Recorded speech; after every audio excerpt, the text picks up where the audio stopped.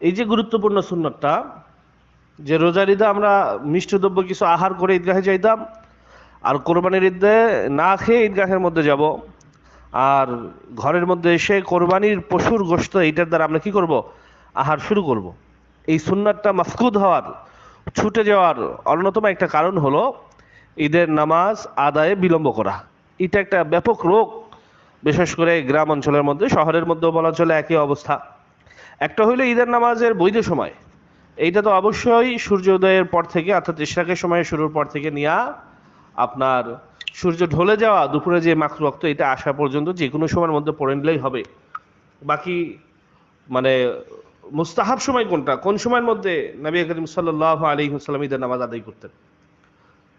ফিকহুস সুন্নাহ হযরত জুনদুব রাদিয়াল্লাহু তাআলা আনহু সূত্রে এই কথা বর্ণিত হয়েছে যে কানান নবী সাল্লাল্লাহু আলাইহি ওয়াসাল্লাম ইউসাল্লু বিনাল ফিতরা ওয়াশ শামসা আলা খাইদিন রামহাইন, যে নবী করিম সাল্লাল্লাহু আলাইহি ওয়াসাল্লাম আমাদেরকে সাথে নিয়া ঈদুল ফিতরের নামাজ এটা আদায় করছেন এমত অবস্থায় যে সূর্য যখন 2 বর্ষা পরিমাণ কি উপরে উঠছে, সূর্য 2 বর্ষা পরিমাণ উপরে উঠছে শেখের সময় শুরু হওয়ার পরে। বলে ওয়াল আজহা আলা কাইদি রামহিন, আর কোরবানির ঈদের নামাজ যেটা, ঈদুল আজহার নামাজ যেটা, এইটা নবী করিম সাল্লাল্লাহু আলাইহি ওয়াসাল্লাম আমাদের সাথে আদায় করছেন যখন সূর্য এইটা 1 বর্ষ সম পরিমাণ কি হয়েছে, উপরে উঠছে। তো এইটা যদি এখনকার হিসাবে বলি, তো সমস্ত মতামতকে পর্যালোচনা আলোচনা কইরা এইটা 15 থেকে 20 মিনিট, সর্বোচ্চ 30 মিনিট পর হবে এশাকের সময় শুরু হওয়ার কথার কথা। আজ যদি এশাকের সময় শুরু হয় 6টার দিকে, তো তাহলে 6:30টার দিকে কি আপনার যেই জামাতটা মানে কোরবানি ঈদের যে জামাত, এটা অনুষ্ঠিত হইতে হবে। এবার আপনি খেয়াল করেন যে ফজরের নামাজ আদায় করেই এতটুকু সময় রাখা হইল জামাত হইতে, যেন মুসল্লিরা ইতমিনানের সাথে ঘরে যায়া গোসল ইত্যাদি কইরা গরুগুলাকে, পশুগুলাকে গোসল টোসল করায়া ঈদগাহের মধ্যে চলে আসলো। আধা ঘন্টা 40 মিনিট, 1 ঘন্টা এনাফ বা যথেষ্ট। বলে এরপরে 6টার মধ্যে, 6:30টার মধ্যে ঈদের জামাত এটা শুরু হয়ে গেল। তো 6:30টার মধ্যে যদি ঈদের জামাত শুরু হয়ে যায়, আধা ঘন্টার মধ্যে নামাজ শেষ, 7টার মধ্যে আপনার ঈদের নামাজ শেষ হয়ে যাবে, আপনি 7:30টার মধ্যে কোরবানির পশুর চামড়া খোলা হয়ে যাবে।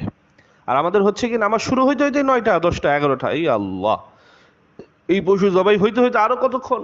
ইমামের জন্য বসে থাকে, হুজুরের জন্য বসে থাকে, সমাজের লোক এসে ধরবে। এরপরে এই যে আমরা একটা ব্যাপার সবার বানাই নিছি। আচ্ছা, পশু যখন জব হয়ে গেছে, তো আগে 5 কেজি গোস্ত এখান থেকে তুলে নিব, তুলে নিয়ে এরপরে এইটাকে কি করব, আমরা কাটবো, যে কেটে এটাকে আমরা চুলার মধ্যে উঠাই দিলাম। শরীর 5 জন আছি, তো 5 জন 1 কেজি করে নিয়ে নিই, 5 কেজি করে নিয়ে নিই। তো ঈদের নামাজ বিলম্ব হওয়া এটা একটা রোগ হয়ে দাঁড়াচ্ছে, এবং এইটার থেকে আমাদের ফিরে আসা উচিত। ঈদের নামাজ বিলম্বে যাওয়ার কারণে জোহরের নামাজ এইটা শেষ হয়ে যাচ্ছে, আসরের নামাজ এটা শেষ হয়ে যাচ্ছে, মাগরিবের নামাজ এটা শেষ হয়ে যাচ্ছে। যে কাজ একটু আছে এটা শেষ করে উঠি, কাজ করতে করতে, কোপাইতে কোপাইতে, গোস্ত বানাইতে বানাইতে ক্লান্ত হয়ে গেছি, একটু জিরে নিই, রেস্ট নিয়ে নিই। এইটা স্বাভাবিক একটা মুস্তাহাব আমাল হিসাবে বিবেচ্য হয়া এইটার উপরে অনীহা আসতে আসতে আরো অনেক আমলকে এইটা ক্ষতিগ্রস্ত করে ফেলতেছে।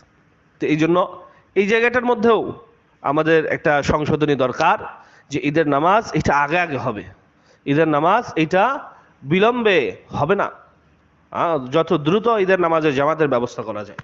আপনারা যারা আয়োজকরা আছেন, এটা খেয়াল করে দেখবেন, 10:30টায় যদি নামাজ দেন, 11টাতেও যদি নামাজ দেন, এরপরেও একটা গ্রুপ দেখবেন যে এরা এসে জামাত পায়নি।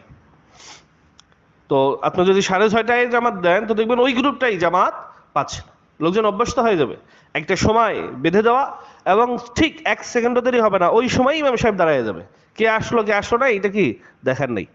একটা জামাত এইভাবে শুরু করেন, দেখবেন যে পরের জামাত থেকেই ঈদগাহ মাঠে যথাসময়ের মধ্যে মুসল্লি এনারা এটা উপস্থিত হয়ে যাবে।